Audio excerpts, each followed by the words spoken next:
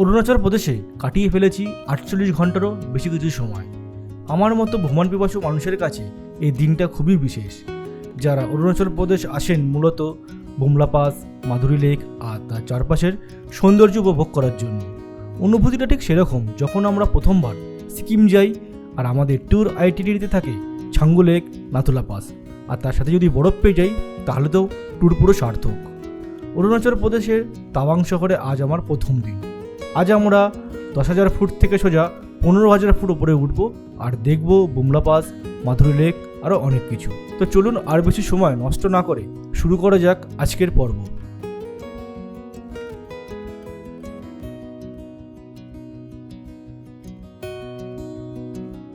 Good morning everyone, good morning from Tawang Mandalkhang homestay. ঘড়ির সময় এখন সকাল 7:45। আজকে এখন আমরা যাচ্ছি বুমলা পাসের উদ্দেশ্যে।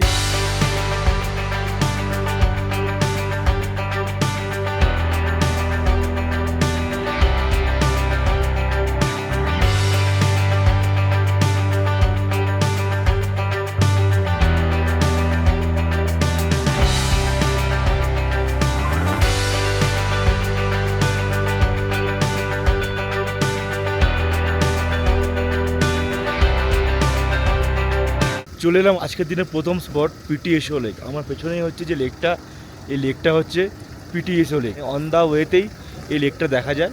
তো অনেকে এখানে না দাঁড়িয়ে মানে জাস্ট দেখতে দেখতে বেরিয়ে যায়। আর কদিন পরে যখন স্নোফল চালু হবে এই লেকটা পুরো বরফে চাদরে ঢেকে যাবে। কি সুন্দর বিউটিফুল ওয়েদার। আর এখানে যা দেখতে পাচ্ছি হালকা হালকা যে বরফ বলবো না, জলগুলো জমে জমে গেছে। মানে রাত্রিবেলা ঠান্ডা কী লেভেলের পরে বোঝাই যাচ্ছে। ঘাসের ওপরেও আস্তে আস্তে এখানে যে শিশিরগুলো পড়ে শিশিরগুলো পুরো জমে গেছে ঠান্ডাতে। মানে এখানে টেম্পারেচার এখন মোটামুটি 3 থেকে 4 তো হবেই, আমি যা বুঝতে পারছি। প্রসঙ্গত এখানে একটা কথা বলে রাখি, আপনারা গুয়াহাটি থেকে যে গাড়িটা করে এই অরুণাচলের তাওয়াং সার্কিট ঘোরার জন্য এসছেন সেই গাড়িটা কিন্তু আপনাদের বুমলা পাস যাবে না। এই বুমলা পাসে আসার জন্য আপনাদের নতুন গাড়ি বুক করতে হবে আর একটা নতুন পারমিটও আপনাদের করতে হবে। যদি আপনারা কোনো ট্যুর সংস্থার সাথে আসেন এই সব কিছু কিন্তু তারাই করে দেবে। আর যদি আপনারা নিজেরা আসেন তাহলে আপনারা এই তাওয়াংয়ে যে হোটেলে আছেন সেই হোটেলকে বললে ওই হোটেলই আপনাদের গাড়ি প্লাস পারমিটের ব্যবস্থা করে দেবে। আর এর খরচ মোটামুটি 5 থেকে 5,500 টাকা পার গাড়ি পড়ে। চলে এলাম আজকের দিনে আমাদের দ্বিতীয় স্পট, যেটা হচ্ছে সাঙ্গেসার লেক। আর এইটা একটা নামও আছে মাধুরী লেক। আর এখানে কিন্তু ঠান্ডা মারাত্মক আছে। ঘড়ির কাটা এখন সকাল 9:22। তো চলুন ঘুরে দেখে আসি এই সাঙ্গেসার লেকটা। এই আমরা ঢুকে পড়লাম সাঙ্গেসার লেক। আর এখানে চারদিকে কিন্তু আমাদের আর্মিদের গাড়ি আপনারা দেখতে পাবেন। এখানে সেরকম বসতি প্রায় নেই বললেই চলে।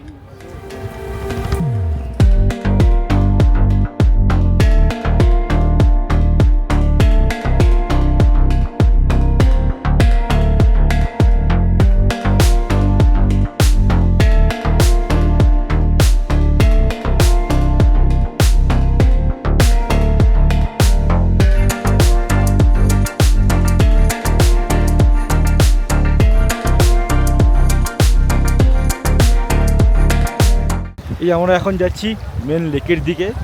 আমি এতক্ষণ ছিলাম লেকের ধারে, এবারে পুরো লেকের দিকে যাচ্ছি। খুব সুন্দর একটা জায়গা আর প্রচণ্ড ঠান্ডা হাওয়া দিচ্ছে। বাপরে, পুরো বরফ করা ঠান্ডা হাওয়া যেমন থাকে সেই হাওয়া। আর এখানে নদী বয়ে যাচ্ছে, জানি না এই নদীটার নামটা কি। খুব সুন্দর একটা নদী বয়ে যাচ্ছে আর নদীর জলগুলো এসে পুরো মিশছে হচ্ছে আমাদের এই লেকটাতে। আর এই হচ্ছে সাঙ্গেসার লেক বা মাধুরী লেক। আপনারা হয়তো দেখে বুঝতে পারছেন, বা যারা বুঝতে পারছেন না তাদেরকে একটা জিনিস বলে দেখি। এই যে লেকটা দেখতে পাচ্ছেন, এই লেকের এখানে কিন্তু কোয়েলা সিনেমার তানাহাই যে একটা গানের একটা ছোট্ট সিন এখানে শুটিং হয়েছিল। ওই গানের শুটিংয়ের পর থেকে এই লেকটার নাম হয়ে গেছে মাধুরী লেক। এটা খুব একটা হাইট না, ভ্যালি টাইপের এরিয়া। আপনারা নর্মালি মানে রাস্তা থেকে এখানে আরামসে আসতে পারবেন, কোনো সমস্যা হবে না। আমরা এবার যাচ্ছি বুমলা পাসের দিকে। আমাদের আইডি চেকিং হয়ে গেছে। ওই ওয়াই জাংশন থেকে আমরা প্রথমে বাঁদিক গেছিলাম, যেটা হচ্ছে মাধুরী লেকের দিকে। আর তারপরে মাধুরী লেক দেখে এসে আবার বাঁদিক নিয়েছি। মানে যদি আপনারা চান তো আগে বুমলা পাস করতে পারেন। যদি চান আগে মাধুরী লেক করতে পারেন, সেটা আপনাদের যে গাড়ি আসছে, যে ড্রাইভার থাকবে তার সাথে আপনারা আলোচনা করতে পারেন। তাওয়াং সার্কিট ভালোভাবে ঘুরতে সময় লাগে 2 দিন। যাদের হাতে সময় কম তারা একদিনেও এই তাওয়াং সার্কিটটা ঘুরে নিতে পারেন। সেক্ষেত্রে আপনারা সকাল সকাল বেরিয়ে পড়ুন বুমলা পাস মাধুরী লেক দেখার জন্য। এই বুমলা পাস মাধুরী লেক পুরো সার্কিটটা ঘুরতে সময় লাগবে 4 থেকে 5 ঘন্টা।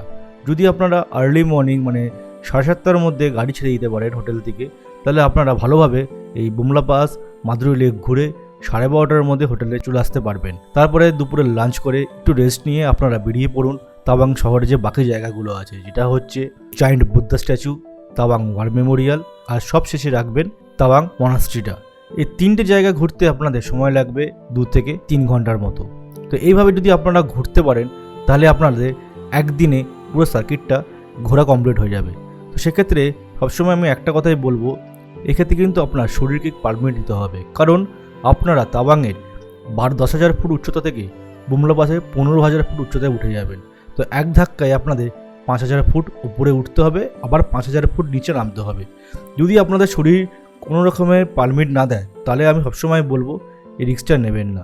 অনেকে কিন্তু যাদের হাতে সময় কম থাকে তারা এইভাবেই ঘোরে। তো সবসময় মনে রাখবেন, শরীর যদি পারমিট দেয় তাহলেই আপনারা ভালোভাবে এই তাওয়াং সার্কিটটা কমপ্লিট করতে পারবেন একদিনের মধ্যে।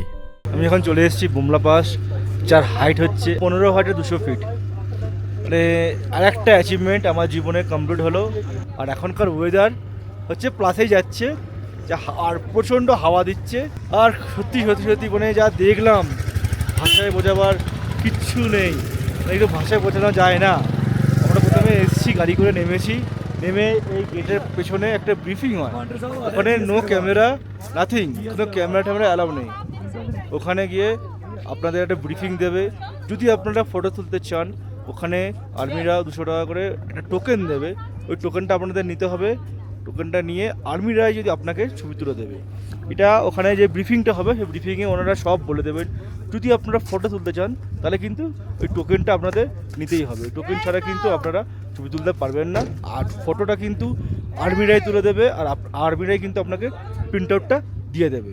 তো দেখি বাকি জায়গাটা দেখে এবার আমরা বেরিয়ে যাব। এগুলো একদম ফ্রেশ, ওই জন্য এখনও সাদা আছে। কিছুদিন পর আমাদের মতো পাবলিকরা এর উপর দিয়ে হেঁটে হেঁটে এটাকে পুরো ব্ল্যাক করে দেবে। অলরেডি কিছু কিছু জায়গা ব্ল্যাক হয়ে গেছে। ও সত্যি সত্যি একটা অপরূপ সৌন্দর্য। মানে এই যে বিল্ডিংটা দেখতে পাচ্ছেন, এই বিল্ডিংটাতে আমাদের ইন্ডিয়া চায়নার যে মিটিংগুলো হয় এগুলো এখানে হয়। এরকম মিটিং পয়েন্ট চায়নাতেও রয়েছে, ওখানেও এদের যে কোনো মিটিং যদি করার থাকে সব এখানে হয়। আর যতটা দেখতে পাচ্ছেন পুরো সাদা বরফের চাদরে ঢাকা। বুড়ো আঙুলের মধ্যে পাহাড়ের ঠিক আগে থেকে একটু জায়গা আছে, ওখান থেকে স্ট্রেট যতটা দেখতে পাবেন ততটাই কিন্তু আমাদের ইন্ডিয়ার বর্ডার। ওই একদম উপর পর্যন্ত আমাদের ইন্ডিয়ার বর্ডার। এটা আমি জানতে পারলাম ওখানে যে ব্রিফিং দিচ্ছে, ওখান থেকে আমি জানতে পারলাম। এই জায়গাটা করে অনেক লোকজন দাঁড়িয়ে আছে, ওখানেই বেসিক্যালি ব্রিফিংটা দেয়। ওখানে একটা লেখা আছে ইনক্রেডিবল ইন্ডিয়া, ওর পেছন দিকটাই হচ্ছে চায়না। এরপরে কিন্তু মানে ওই ইনক্রেডিবল ইন্ডিয়া যে লেখাটা আছে ওখান পর থেকে কিন্তু আর কাউকে অ্যালাউ নেই। মানুষ কাশ্মীর যায়, লাদাখ যায়, আমি তো মনে করি কাশ্মীর লাদাখের থেকেও এই অরুণাচলের সৌন্দর্য কোনো অংশে কম যায় না। সত্যি ভারতবর্ষে যে এত সুন্দর সুন্দর জায়গা আছে, সেই জায়গাগুলোতে না এলে আমরা নিজেরাও জানতে পারতাম না। প্রথমে গেছিলাম নাথুলা পাস, আর এবারে এলাম বুমলা পাস। দুটো জায়গারই মাধুর্যই আলাদা। তো এখানে একটা কথা বলতে চাই, আমরা নাথুলা পাসে যেমন একদম বর্ডারের কাছাকাছি গিয়ে নিজেরা কিছু ছবি তুলতে পারতাম, আর্মিরা কিছু সেরকম বলতো না, বাট এই বুমলা পাসে কিন্তু সেটা আপনারা একদম ভুলেও করবেন না। এই জায়গাটা কিন্তু অত্যন্ত সেন্সিটিভ এরিয়া। যদি আর্মি কেউ দেখতে পায় যে আপনি এখানে ফটো তুলছেন, সঙ্গে সঙ্গে কিন্তু আপনার ক্যামেরা বা আপনার মোবাইল বাজেয়াপ্ত করে দেওয়া হবে। আর একটা কথা বলতে চাই, যাদের হাই অল্টিটিউড সিকনেস মানে উচ্চতাজনিত সমস্যা বা শ্বাসকষ্টের সমস্যা আছে, তারা কিন্তু অবশ্যই এখানে প্রয়োজনীয় মেডিসিন নিয়ে আসবেন, আর সঙ্গে অবশ্যই একটা পোর্টেবল অক্সিজেন ক্যান রাখবেন। যাদের শ্বাসকষ্টের সমস্যা আছে তাদের কিন্তু এটা অনেকটা রিলিফ দেবে। তো এইটুকুনি মাথায় নিয়ে আসুন, জায়গাটা আপনারা ভিজিট করুন, সত্যি সত্যি মন পুরো ভরে যাবে, মানে যাকে এক কথায় বলে ফুল পয়সা বসুল।